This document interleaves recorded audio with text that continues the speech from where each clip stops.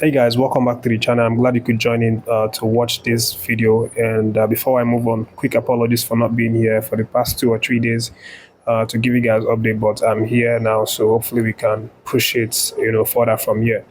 So lots of interesting updates in this video, and the first update I have in my list is the Nigerian Super Falcons. Of course, they are still preparing for that Olympic Games. Obviously, they've been in camp since last 1 or 2 weeks ago. But I did mention in my previous video that they would have a friendly game today against Canada, the defending champions of the Olympics.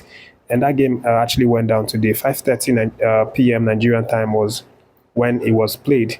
It was basically an indoor game, so no live broadcast, no public airing or something like that. So it was within closed doors. Unfortunately, the result didn't go our way because we lost that game 1-0 after a very, very tight game. But from the little snippets I saw in the game, I didn't watch it full time. From what I saw from this game, it was a really, really balanced game. We had a few chances, we couldn't convert them, which is why we didn't get any goal. Canada also had a few chances, but converted one of it, which is why they have a 1 goal lead in the end of it. But again, Randy Wardrum is really optimistic with this Super Falcons side, especially with their preparation so far in camp. How they've been playing together as a unit, how they've been responding to his trainings and his strategies. So for Randy Wardrum, he believes that these girls are really ready to go into the Olympics starting from May 25th. Of course, that's when we'll play our first leg against Brazil, and then we'll go on and play the other ones later on. But Randy Wardrum believes these girls are ready, they are confident in themselves, that they've really been blending well in training. But again, the coach also lamented the situation with missing players, that we will not be seeing in the Olympics. And these players are marquee players of our team, the likes of Plumter and Ayinde. These two girls obviously had injuries. Plumter had a long-term injury, recovered but not fully ready for this competition.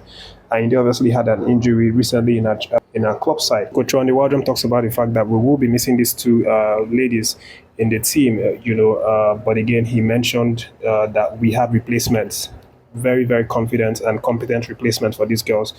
So with that friendly, this means that they've now officially ended their Sevilla camp, and then focus will be on taking that trip to Paris. And from the look of things, it's going to happen tomorrow, being the 18th, and then the girls should be in Paris before the end of tomorrow, and then they would seek to settle in and have at least extra 1 week to familiarize themselves before the Olympic kicks off.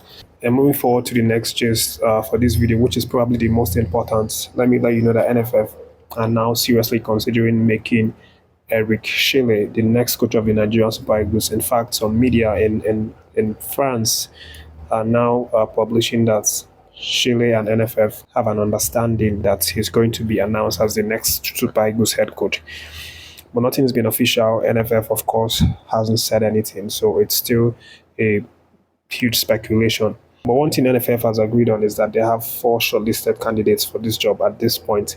And these 4 people include the likes of Eric Chile, Harvey Renards, Tom Saintfield, and Steve McLaren. For the first person, who's Harvey Renards, he has always been the person that NFF wants to get. He's been the person that a lot of countries and nations want to employ. The possibility of NFF employing Harvey Renards is almost zero because we cannot afford his salary, which is around $180,000 a month. And even sometime last week, the NFF's president actually even denied having any contact, or the federation having any contact with Harvey Renards. He told Punch that he wasn't aware of any contact between the federation and Harvey Renards, that these things are just speculation. So with this, it means that Harvey Renards has been chalked off from the list. There's no possibility of him getting employment for the head coach of Nigeria Super Eagles. And that brings us to the next person, who is Steve McLaren, who's currently working with Manchester United coaching staff. The thing is, NFF had a discussion with McLaren's representative last week. So for McLaren, NFF obviously said that they had good conversation with he and his representative, and that he has no problem whatsoever leaving his job at Manchester United backroom staff to take up the role as the Nigerian Super Eagles head coach. And the federation also mentioned that money wasn't the problem with Steve McLaren, as it was with Hervé Renard.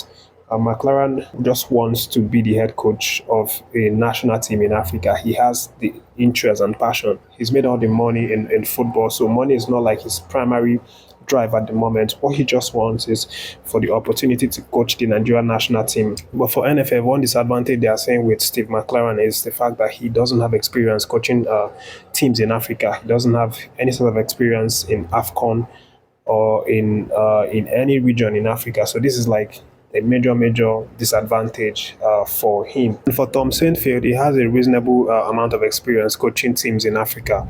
For example, he has coached Gambia national team. He has coached Togo, among other teams. So NFF also had conversations with Saintfield about the possibility of coaching the Nigerian Super Eagles. And then the last candidate, who's Eric Shile, he seems to be the one that has had the most advanced talks with Nigerian Football Federation and the NFF's president, Ibrahim Gusso. The federation believes that Eric Shile ticks all the right boxes in terms of what they want for the Nigerian Super Eagles. He used to be the coach of Mali. I said that in the previous video. Actually coaching Mali for 2 years. He played 22 matches, lost only 2 out of those games, which makes his record really clean and decent, to start with. He was only fired a few weeks ago, I think 4 or 5 weeks ago, by the Mali national team. And after they fired him, they wanted to get him back, to re-employ him, but he didn't agree to go back to Mali. Right now, NFF are pushing to snap him up, but we'll see what happens in the next coming hours. Of course, NFF are expected to announce the next coach before the end of next 2 weeks. They're actually saying next week they are going to finalize every details with this certain coach that they've selected. And the looks of it is going to be Eric Shile, from what's happening right now, and from the coach or the candidate that they've had the most advanced conversation with.